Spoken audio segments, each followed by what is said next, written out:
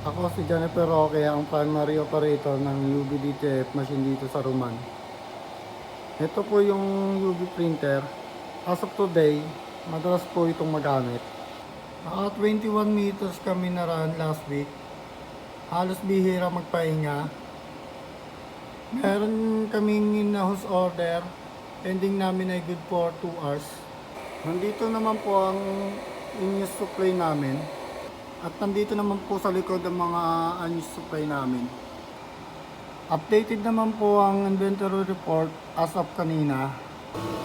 Ito po ang aking printer head. Ito naman po ang capping. Ito naman po yung ABR plug.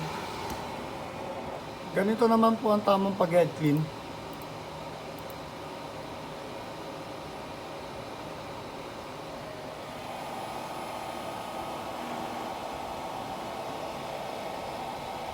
Ganito naman po ang pang-nozzle check.